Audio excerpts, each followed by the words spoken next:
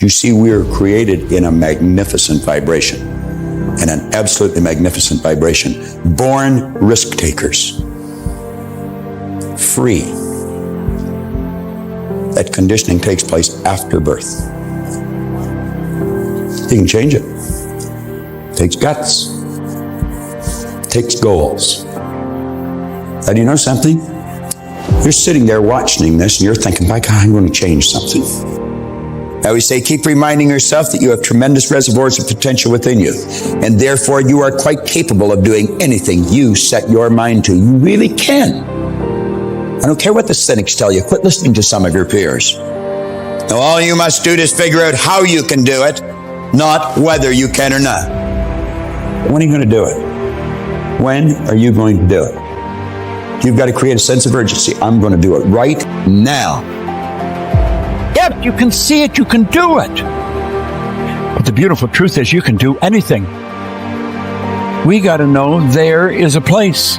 There is a specific frequency. And if you get on that frequency, you're going to attract what you need to you. This is what it's all about. Why have you been endowed with such awesome powers? If you'll make a committed decision, this I'm going to do. And you don't have to know how.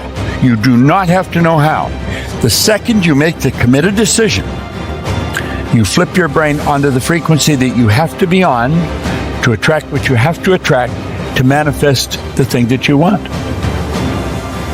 If you can see it, you can do it. It's got to be something you want. Wants come from inside. Act like you're already there. Walk, talk, speak, live like you're already there. Don't set a small goal. Don't set something that doesn't really wind your step. Set it so big it jazzes you. It really gets you going. When something of a very high nature resonates with the very high side of you, you'll know it. You'll know it. You will feel it. Feeling is conscious awareness of vibration. The only prerequisite, do you want it? Not do you need it, not could you do it. The only prerequisite is, do you want it? Take the lid off your marvelous mind and dream. For goodness sake, give yourself the right to do that. Get your analytical mind out of the way. Put it in your pocket for a while. All you're doing is exploring, daydreaming. What did Lawrence say? All men dream, but not equally. Those who dream by night in the dusty recesses of their mind waken the day to find that it was vanity. But the dreamers of the day are dangerous men, for they may act their dream with open eyes to make it possible. This I did. I hope you enjoyed this video. Inserting empowering beliefs and breaking down the limiting beliefs, because nothing is more destructive to success than limiting beliefs. It's like having a governor on a Ferrari. Just imagine you have the sleekest Ferrari with 500 horsepower, 12 valves, 12 cylinders, 4 valves per cylinder. But if the governor's on the engine stopping the flow of gas, the car ain't going over 55. You can't exceed the capability of the governor, and you can't exceed the capability of your limiting belief. It stops you from charging forward when you should and causes you to move backwards when you shouldn't. Empowering beliefs lead to a lifetime of joy and happiness, and disempowering beliefs lead to a life of quiet desperation. It's the way it is. You cannot rise above the level of your limiting beliefs. Crack those limiting beliefs. And the way you do it is very simple, because a belief is nothing but an idea that you're really certain about. Just imagine the belief is a tabletop. That's the idea. And the legs beneath the table are the references that make you think you're right. Because we take beliefs as the facts of life.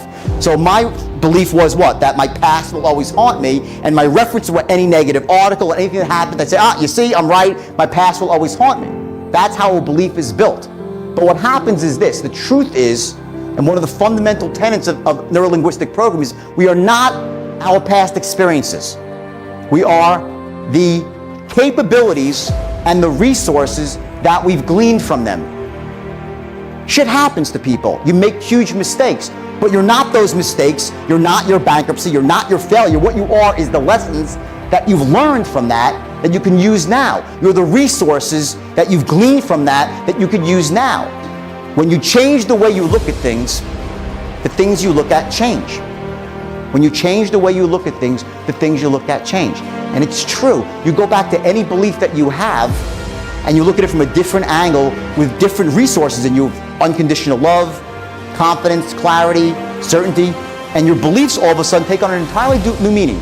And it starts with the language that you apply to them. Is it the end or is it the beginning? Is God punishing me or is God giving me the opportunity of a lifetime? It's language. And these beliefs that we have, because they're below the surface, we take them as facts of life. And they're not. They're just beliefs. That was the second thing I did at the highest level. It's what you see in this company with your CEO and Branson himself, with this vision. Its belief is that you can accomplish anything. It's the fundamental belief behind Virgin. To go into markets no one else goes into, to create value where other people don't see it. That's what Virgin's all about. And it's interesting, you see that some of the commercials are really cool, right? I like the last one with all the stewardesses. You see the commercial for Australia? It's great, okay? And you see all this great stuff, and then I went on the plane. It's amazing, and it's like that. It's beautiful, and it's great, and that experience, that vision, is what drives any company, any individual forward in life. It's a life of hustle and survival. I remember when my ninth grade teacher asked me, Lisa, what do you want to be when you grow up? And see, I have to fight the Harlem Crip 30s every day to get home from school, so I looked at her and said a lie. I took an English class, I got a fail in English. And my English teacher said in front of the entire class, Lisa, you have to be the weakest writer I've ever met in my entire life. Don't worry, my story ends good. Don't feel sorry for me. I got 7 under my belt. And then the same year, my speech teacher said, after giving me a D-, I knew I had an A in speech. Like, come on. He obviously didn't agree with me. He gave me a D- and said, quote unquote, Miss Nichols, I recommend you never speak in public, that you get a desk job. So here's the beauty of that story. Other people's perception of you ain't none of your business. Everything you've ever been through, sat through, rose through, cried through, prayed through, everything is a setup for your next best season. And the way you forgive the perceivingly unforgivable, the way you love the perceivingly unlovable, the way you accept what seems to be unacceptable, the way you embrace after you've been betrayed, the way you do that is the way you will lead us. Your light belongs to everyone who'll be illuminated because you were bold enough and obedient enough to let your light shine. Yes, yes? Yes, yes?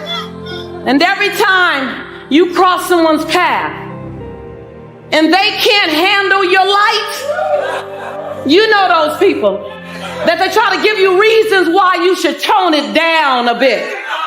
That they would tell Cheryl not to sing so loud. Hey! Right.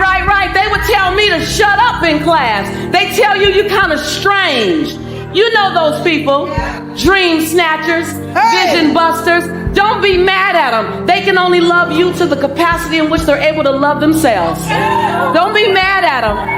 Don't be mad at them. Pray for them. Love them. Because they're dealing with themselves like we're dealing with us. But I want you to remember that your 70 watts has to be turned way up. Because you got way more to give us. It ain't over yet.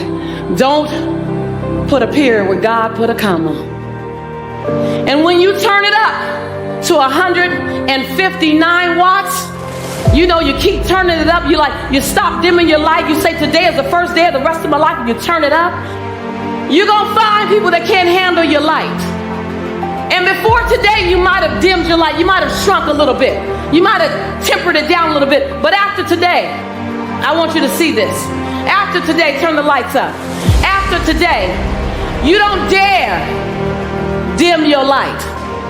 As your light gets brighter, you're going to disrupt some people. And they're going to tell you your light's too bright. Your light's too bright. Your light's too bright. Your light's too bright. Then you just look at them and say, well, I'm not dimming my light. I'm just going to hand you some shades.